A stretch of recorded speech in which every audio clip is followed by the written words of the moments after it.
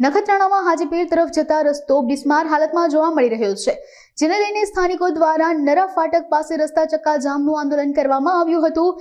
બિસ્માર રસ્તાના કારણે વાહન ચાલકો તેમજ રાહદારીઓને ભારે હાલાકી પડતી હોવાના આક્ષેપો કરવામાં આવ્યા છે। આ આંદોલનકારીઓની પોલીસ દ્વારા અટકાયત કરવામાં આવી હતી તેમજ નરા પોલીસ સ્ટેશન ખાતે લઈ જવામાં આવ્યા હતા તેમજ સ્થાનિકો દ્વારા રસ્તાના પ્રશ્નનું યોગ્ય નિરાકરણ કરવામાં આવે તેવી માંગ કરાઈ છે તેમજ યોગ્ય નિરાકરણ ન આવે તો આંદોલનની ચીમકી ઉચ્ચારવામાં આવી છે।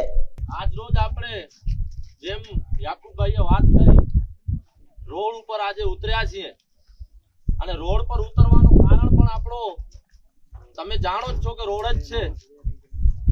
આ વિસ્તારમાં આપણે જ્યારે રોડ ઉપર ઉતરવું પડે તો એ આપણે માનીને ચાલવું પડે કે આ દેશમાં હાલની સત્તાધારી સરકાર આપણા જેવા લોકોને ક્યાંક ને ક્યાંક માણસ સમજી નથી રહી।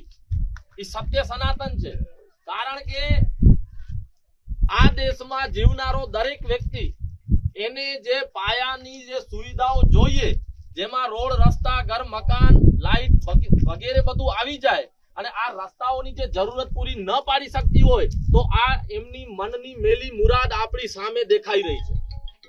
હું એટલો જ પ્રશ્ન તંત્રને પૂછું છું, સરકારને પૂછું છું, આ હાજીપીરની દરગાહ છે એટલે રોડ નથી બનતો?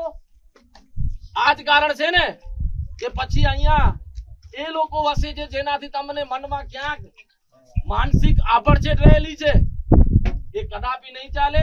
અને હું આ વિસ્તારના અહીં ઉપસ્થિત દરેક લોકોને કહું છું, આ આપણને બંધારણીય હક મળેલો છે, આપણે વિરોધ પ્રદર્શન કરી શકીએ છીએ। પોલીસ અહીંયા ઊભી છે તો પોલીસને પણ ચોખ્ખા શબ્દોમાં કહીએ છીએ કે આ બાપની રૂએ જે પણ થતું હોય એટલું કરજો, કોઈ ખોટી એવી પ્રવૃત્તિમાં અમે પણ નથી ને તમે પણ ન કરો એવી અમે તમને ચોક્કસપણે અપીલ કરીએ છીએ। બંધારણમાં વિરોધ પ્રદર્શનની જોગવાઈ છે, જ્યાં સરકાર પોતાનું કામ નથી કરતી તો પ્રજા ચોક્કસ અવાજ ઉઠાવશે અને આ પ્રજા અવાજ ઉઠાવવા માટે આવી છે। તમે પણ અહીંયા એક ઉપસ્થિત વ્યક્તિ મનમાંથી ડર કાઢી નાખજો। પોલીસ પોતાનું કામ કરશે, કાયદો વ્યવસ્થા જાળવવાની કામ કરશે, કોઈ પણ એમની પાસે એવી બીજી કોઈ પણ જોગવાઈઓ નથી કે જે કોઈ ખોટી રીતે આપણને હેરાન કરે।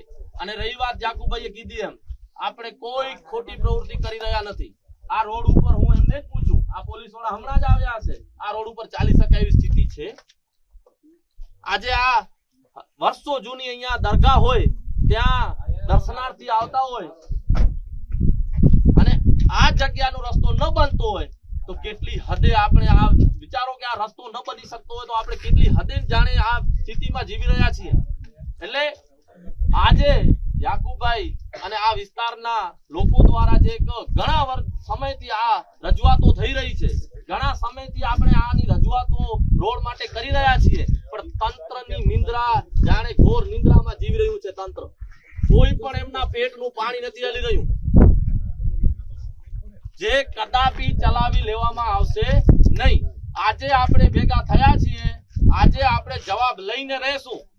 આમે રોડ ચાલ્યા જેવું તો છે નહીં, ભલે ભલે ઊભી આમે આપણે અહીંયા શું કામ આવ્યા છીએ?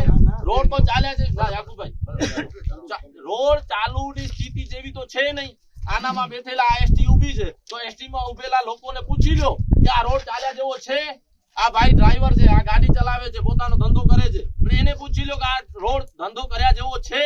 એટલે ચોક્કસપણે આજે આપણી લડાઈ આ રોડ માટેની છે અને ચોક્કસ નક્કર પરિણામ ન મળતા અમે સ્પષ્ટપણે પોલીસ તંત્રને પણ જણાવી દઈએ છીએ કે રોડ રસ્તો નહીં ખુલે, આજે ચોક્કસપણે આંદોલન થશે ને આના માટે કોઈ નક્કર પરિણામ મળશે તેના બાદ જ આપણે ચોક્કસ અહીંથી છૂટા થશું। અને ફરીથી કહું છું, હું રાષ્ટ્રીય દંડ અધિકાર પંચ જિલ્લાનો પ્રમુખ છું અને હું મારી જવાબદારી પૂર્વક કહું છું કે આપણે સાચા છીએ, આપણે હક માંગણી માટે આવ્યા છીએ, આપણા અધિકાર માટે આવ્યા છીએ, તો વિના ભય આપણે આ લડત લડશું।